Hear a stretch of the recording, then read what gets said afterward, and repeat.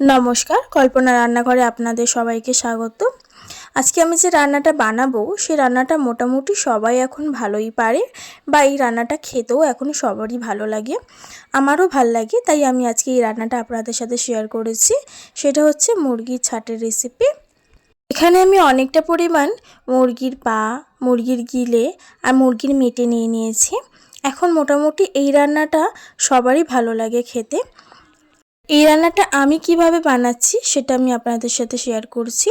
প্রথমে আমি এটার মধ্যে ভালো করে ধুয়ে নিই নুন, হলুদ গুঁড়ো, লঙ্কা গুঁড়ো আর সাথে কিছু টমেটো আমি এখানে দিয়ে দিচ্ছি। টমেটোগুলোর দানা আমি বার করে নিয়েছি। টমেটোর দানাটা আমি ঠিক পছন্দ করি না রান্নাতে দেওয়া বা ইউজ করা, বা আমি নিজেও খাই না পার্সোনালি। আমি এখানে সব কিছু দেওয়া হয়ে গেলে ভালো করে এখানে মাখিয়ে নিচ্ছি।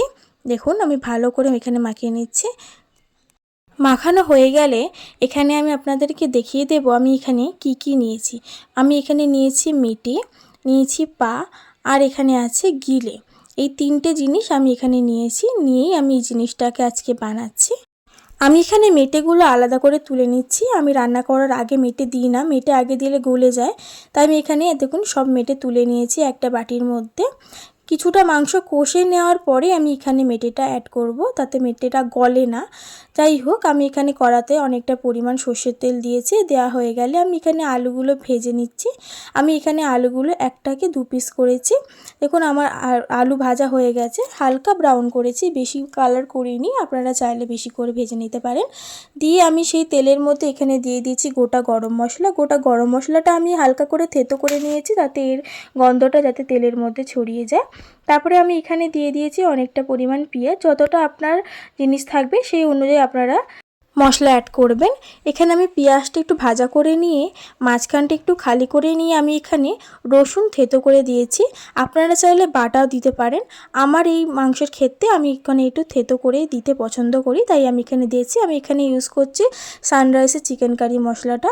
এটা দিলে রান্নার টেস্টটা আরও বেড়ে যায়, তাই আমি এটা দিতে পছন্দ করি বা দিই।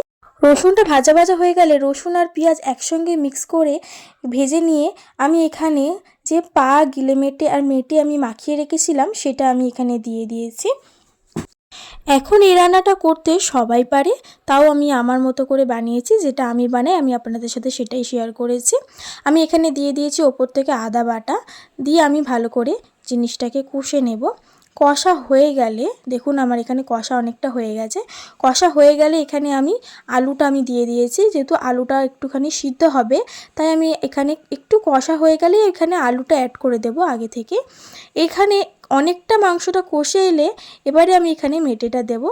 আগে থেকে মেটে দিলে কিন্তু মেটে গলে যাবে, তাই আমি আগে থেকে মেটে দিই না। আমি মেটেটা মাঝ বরাবর দিই, যেটা একটু সেদ্ধ হওয়ার পরে মেটেটা দিই, তাতে মেটেটা গলে না, একটু গোটাও থাকে। সব কিছু দিয়ে ভালো করে কষা হয়ে গেলে এখানে আমি ইউজ করছি সানরাইসের চিকেন কারি মশলাটা। আমি এটা দিই, এটা টেস্টও বাড়ে আর এটা কালারও বেশ ভালো আসে, তাই জন্য আমি এটা ইউজ করি। এটা দেওয়ার পরে টেস্ট আরও বেড়ে যায়, তাই এটা আমি ইউজ করছি। তোমরা চাইলে এই সানরাইসের চিকেন কারি মশলাটা ব্যবহার করতে পারো, এটা খুবই ভালো, এটা শরীরের জন্য কোনো ক্ষতি হয় না। যাই হোক এখানে আমি জল দিয়ে দিয়েছি, দিয়ে আমি মশলাটা কষার জন্য জলটা দিয়েছি।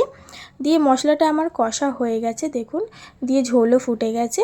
ঝোল ফুটে এলে আমি নামিয়ে দেবো, যেহেতু আমার সব দেওয়া হয়ে গেছে। আর আমি এখানে গরম মশলা দিইনি, যেহেতু আমি চিকেন কারি মশলাটা দিয়েছি তাই এখানে গরম মশলা অ্যাড করিনি। দেখুন আমার এখানে ছাটের তরকারি রেডি হয়ে গেছে। আপনাদের রান্নাটা কেমন লাগলো আমাকে অবশ্যই জানাবেন। দেখা হচ্ছে নেক্সট অন্য কোনো রান্নার ভিডিও নিয়ে। ততদিন ভালো থাকবেন, সুস্থ থাকবেন। ধন্যবাদ।